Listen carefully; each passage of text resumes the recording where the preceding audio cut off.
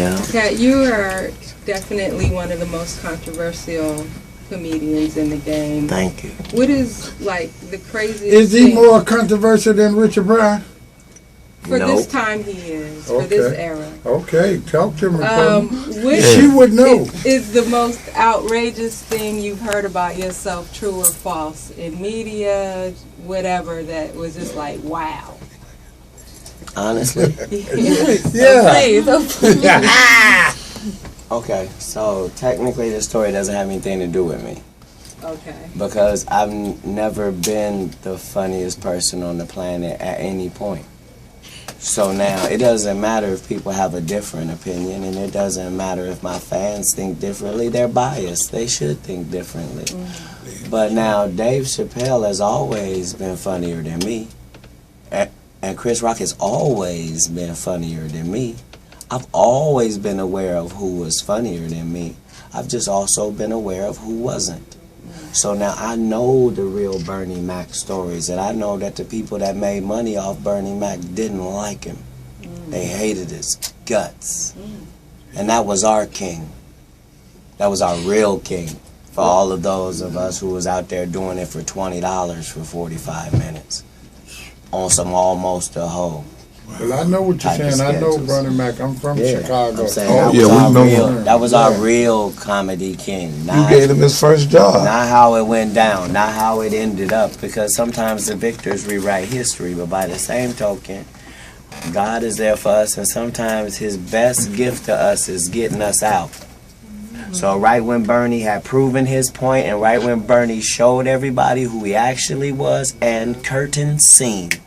Just like Rick James. Rick James was in obscurity, and then God said, you know what? You can run them bases one more time. And he ran them bases one more time. And that's what it was. I'm saying Heavy D I was with him every day before he went. Yvette Wilson was living in my house when, I'm saying, I'm saying. Talk to us. It's a different Hollywood than the Hollywood. And the reason you don't know these stories is there's no one to tell you these stories. Because you can't make me tell them. That's right.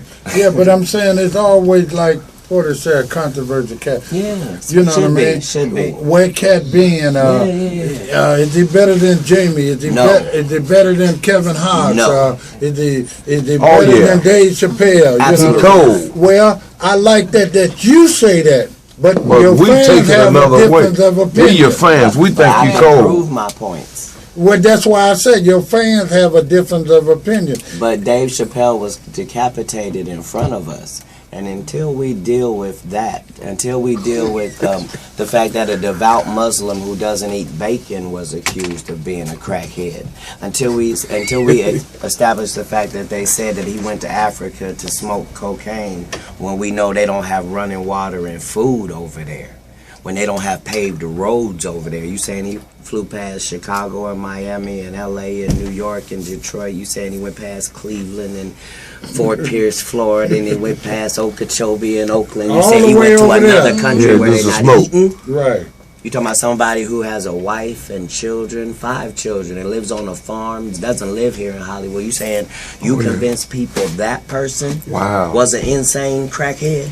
And he hasn't been on movies and TV for 8 years? Is that correct? Okay, then don't tell me about what you want to tell me about. I just watched you decapitate the king in front of me. And then act like he's supposed to catch up and be a regular comedian like everybody else. But no.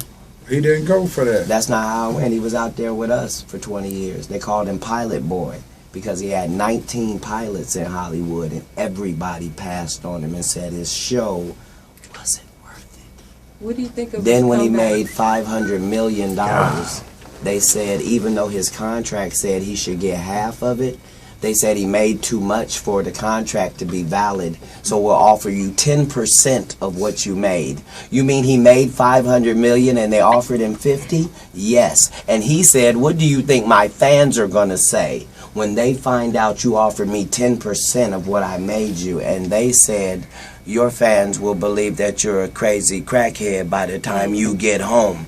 And my nigga got on a flight in LA, and by the time he got to Ohio, It was Wow. so. And 8 years later, he hasn't been in a movie and or television. Is just now trying to do his real comeback at Radio City Music Hall. It bees like that sometimes. So now you can be the fake king or you can be the real king, but heavy is the head.